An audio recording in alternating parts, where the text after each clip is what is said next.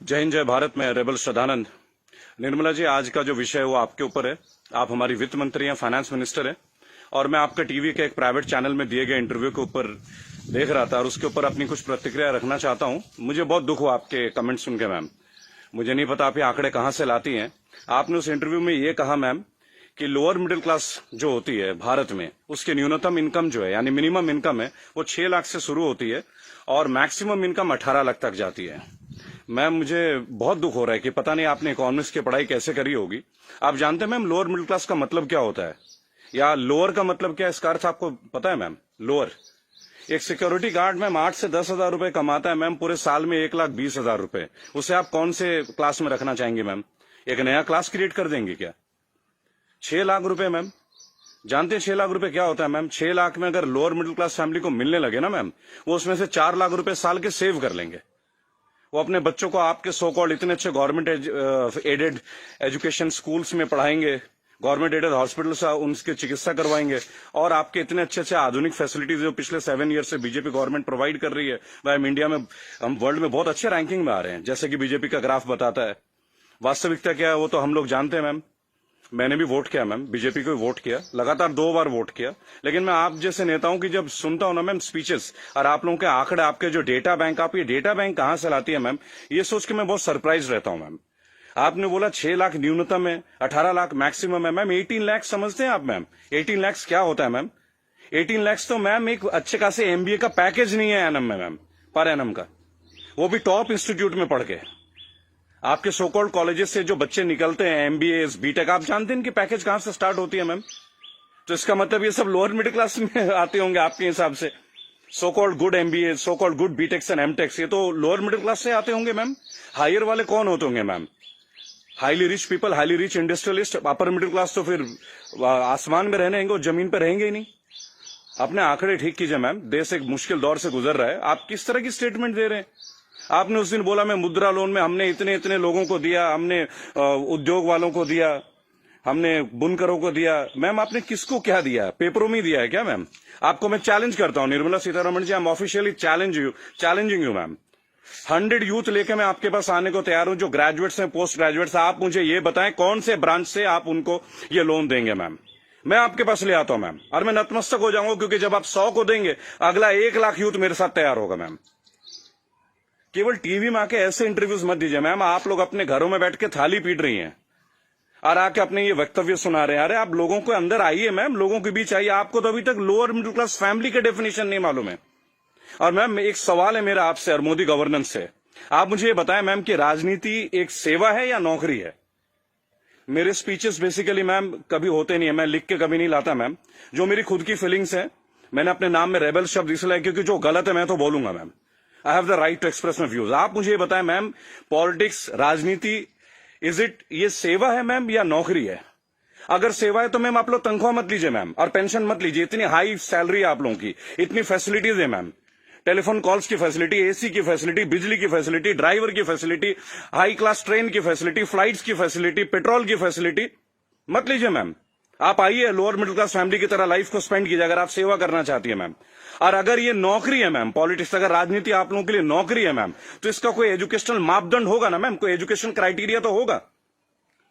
मोदी जी, मैं आपसे क्वेश्चन पूछना चाहता हूं कि ऐसा कौन सा डिग्री ले लिया मैं निर्मला सीतारमण जी ने, जो आप एक पहले इनको आप डिफेंस मिनिस्टर बनाते हैं, चंद महीनों के बाद आप इन्हें मिनिस्ट्री ऑफ फाइनेंस दे देते हैं। अरे डिफेंस तो हमारी शक्ति परीक्षण की बात है। It is about our valour, it is about our strength, it is how much mentally fit we are, how much physically tough we are. How can you give a position, both the position to same person? Are they eligible for the same post ma'am? Sir क्या ये दोनों same post के लिए eligible होते हैं क्या? मुझे लगा था कि आपने कहा था अच्छे दिन आएंगे तो ठीक है, आप क्राइटेरिया को बदलेंगे। सर आपने तो क्राइटेरिया नहीं बदला, आपने तो दूसरे दलों के नेताओं को अपने पार्टी में लेके आ गए, उनको भगवा रंग दे दिया, उनको नेताएं बना दी। मैं दिल्ली में जनवरी मंथ में इंटरव्यू देख रहा था अनुराग ठाकुर का, फरवरी में, देश के गद्दारों को गोली मारो। बड़ी अजीब बात है, हाईली एजुकेटेड है, क्रिकेटर हैं वो, शायद बीसीसीआई के हैं, और तो और अमित शाह के पुत्र जो वो सेक्रेटरी बन जाते हैं। लोगों के ऊपर आप लोगों को बड़ा अच्छा लगता है। आपकी आईटी टीम के ज्यादातर लोग राहुल गांधी को पप्पू पप्पू कप्पू करके बुलाते हैं। देखिए मैंने एक बात सीखा है, अगर आपको हंसना है ना तो सबके साथ हंसे। If you want to laugh, laugh with others, don't try to laugh at others. It doesn't show your good politics, it shows a political वेनेडेटा।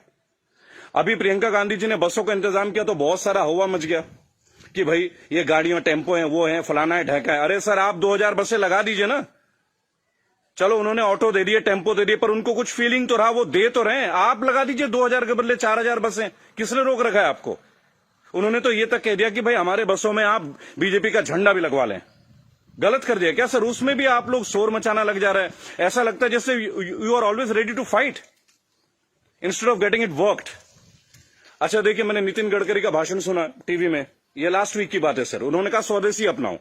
चलिए सर, अपना लेते हैं, पर मुझे ये बताएं, मेक इन इंडिया और मेड बाय इंडिया, इन दोनों का डिफरेंस आपके मिनिस्ट्री का कोई एक मिनिस्टर मुझे दे सकता है क्या?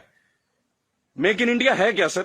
आप जमीन देते हैं सैमसंग को, जमीन देते हैं ओप्पो को, वीवो को, चाइनीज कंपनी को, साउथ कोरियन कंपनीज को, वो आके अपना प्लांट लगाते हैं, इंडियंस को हायर करते हैं, और उसके बाद प्रॉफिट जो है वो उनके अकाउंट में जाता है, सैलरीज आता है इंडियंस के अकाउंट में। तो मुझे ये बता दें कौन सा मेक इन इंडिया सर? आप मेड इन इंडिया कीजिए ना, आप अपने इंडस्ट्रीज लगाइए, आपको पैसा रेवेन्यू अपने पास रोकिए। अगर इतना दम होता ना सर हमारे मैकेनिज्म में, आपको चैलेंज कर रहा हूं, आप मैकडोनल्ड्स की तरह का आउटलेट बना लेते सर।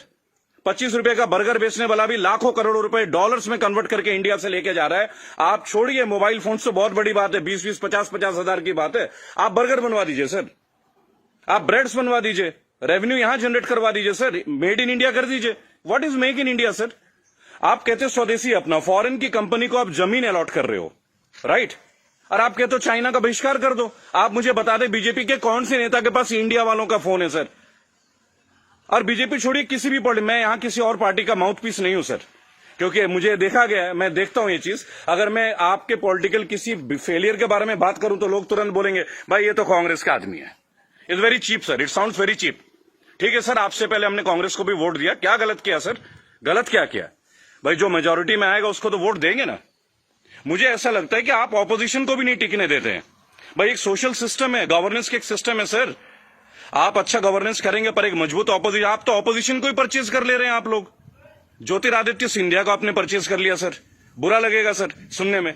ऐसी क्या घुट्टी दे दी सर? एक झटके में एमपी की गवर्नमेंट जो है वो कोलैप्स कर जाती है, वो भी उस दौर में जब कोविड-19 का दौर रहता है। तब आप लोगों को कोविड-19 का अवेयरनेस नहीं होती, तब आपको नहीं लगता कि लोगों के बीच आपको जाना चाहिए। अहमदाबाद में लाखों लोगों की भीड़ आपने कर दिया, नमस्ते ट्रंप कर दिया सर। क्या ये पॉलिटिकल फेलियर नहीं है? आज आप बता रहे अचानक से आपने 25 तारीख को लॉकडाउन कर दिया और 1 महीना तक आप नमस्ते ट्रंप की तैयारियां करवाते रहे sir. What is this sir? झूठी शान का हमें क्या करना है सर? आज सबसे पहले आप अपने नेताओं को बोलें कि वो कुछ भी बोले ना टीवी में, हेल्प तो आप करना नहीं। मेरी बात सुने सर, सब आत्मनिर्भर है। मजदूर कौन सा मर्सिडीज में घूम रहा है सर? उनके पैर में फफोले गिर रहे हैं। मैंने देखा निर्मला जी ने एक स्टेटमेंट दी, एक लेडीज बेचारी सूटकेस में, उसका बच्चा सूटकेस में बैठा हुआ घसीट के ले जा रही है, तो वो जवाब देती है कि राहुल गांधी को वहां नहीं बैठना चाहिए, राहुल गांधी को वहां जाना चाहिए। अरे राहुल गांधी को जो करना चाहिए वो छोड़िए, आपको क्या करना चाहिए? गवर्नेंस आपकी है, सेंट्रल में आप हैं, पिछले 7 साल से आप लोग हैं सर। हमेशा क्या स्टेट को फेल करते रहोगे क्या, या हमेशा ऑपोजिशन को गालियां देते रहेंगे आप लोग? सर मोदी जी चाय वाला पीएम बन सकता है, सुना था, देख भी लिया सर, बराबर। बाकी चाय वालों का क्या सर? बाकी लोगों का क्या सर? प्रवासी मजदूर छोड़िए, प्रवासी क्या होता है सर? सब भारतीय मजदूरी तो है। हर पूरा देश तो वैसे भी मजदूरी कर रहा है सर, पूरा देश मजदूरी कर रहा है। आप जितना ग्रोथ दिखा दो सर, ग्रोथ क्या है वो तो लोगों के जेब में आके देखो ना, लोगों के घर में आके देखो, बैंक अकाउंट में आके देखो कि पैसे हैं किन के पास और किन के पास नहीं है। मैं एक रिक्वेस्ट करूंगा सर आपको, आप अपने मिनिस्टर्स को काइंडली एक इंस्ट्रक्शन दें कि वो कुछ भी वक्तव्य दे। बहुत बुरा दौर है सर, इस बुरे दौर में कम से कम स्टेटमेंट्स अच्छे दें। कुछ अच्छा कर ना सके तो अच्छा बोल ही लें, लोग तो अपना कर ही लेंगे ना सर। सड़क में बच्चा मर जा रहा है, माँ बाप उसे कैरी कर रहे, इससे ज्यादा दुखद स्थिति क्या हो सकती है सर? ये कोई पॉलिटिकल बात थोड़ी है। लेकिन मेरा एक सवाल हमेशा आपके साथ रहेगा सर, कि आप एक बात का जवाब जरूर दें। और जो भी लोग इस वीडियो को देख रहे हैं, अगर आपका संपर्क किसी भी पार्टी से है, कांग्रेस से है, समाजवादी पार्टी से है, तृणमूल कांग्रेस के लोगों से, कृपया मेरा वीडियो उन तक पहुंचाएं और उनको बोलें कि ऑपोजिशन इसलिए कमजोर है, केवल एक कारण है, क्योंकि इन पॉलिटिकल ग्रुप्स के जितने भी लोग होते हैं ना सर, जो सो कॉल्ड प्रदेश प्रवक्ता होते हैं, शायद वो बेहद कमजोर हैं। सांबित पात्रा से कैसे बहस कर रहे हैं, मुझे खड़ा कीजिए सर, मैं बताता हूं सांबित पात्रा से क्या बात करनी है, डेटा के साथ। स्मृति ईरानी के साथ बात करना है, मैं करूंगा सर।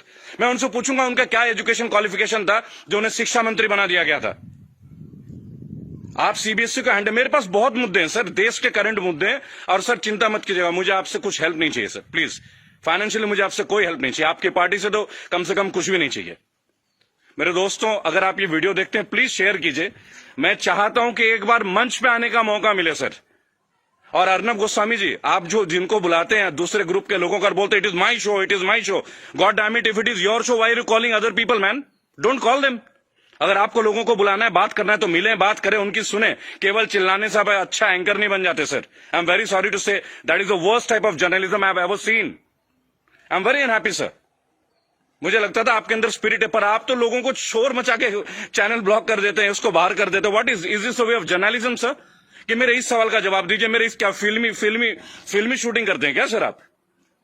चलिए सर, मुझे बुलाइए अर्नब जी, एक बार अपने चैनल पे बुलाइए मुझे। 5 स्टैटिस्टिक्स पे बात करूंगा, ग्राफ के साथ बात करूंगा, डेटा के साथ बात करूंगा आपके साथ। उसके बाद अगर आपकी बोलती ना बंद कर दी ना सर, तो मेरा नाम बागी श्रद्धानंद नहीं। मैं बीजेपी के अगेंस्ट नहीं सर, मैं बीजेपी गवर्नेंस के अगेंस्ट हूं। मुझे नहीं लगता भगवा पहनने से ही मैं हिंदुत्व का पहचान करा जाएगा। मेरे अंदर बहुत हिंदुत्व है। कमाल की बात देखिए, मेरी आखिरी लाइन है, गौर से सुनिएगा सर।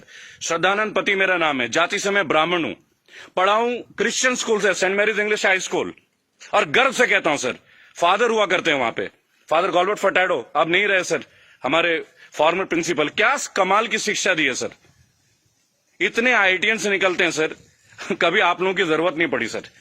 मुझे ताज्जुब लगता है, अंगूठा छाप के नीचे एमटेक वाला बंदा काम कर रहा है और हम उनको सुन रहे हैं। What the hell is going on sir? कहां है आपके अच्छे दिन? बुलाइए ना सर एक बार चैनल में। आपके जितने भी प्रवक्ता है ना सर, जितने भी प्रवक्ता है, अगर 10 मिनट का टाइम दे देना सर, उनकी बोलती बंद कर दूंगा। जय हिंद, जय भारत। मैं जानता हूं बहुत सारे लोग मेरे बातों से शायद नाराज हो, पर नाराज होना आपका काम है सर, मेरा नहीं। सही मुद्दे पे तो मैं बात करूंगा, जो नाजायज बात लगती है उसका तो मैं करूंगा सर। रेबल हूं तो रेबल की तरह पेश आऊंगा। जय हिंद, जय भारत।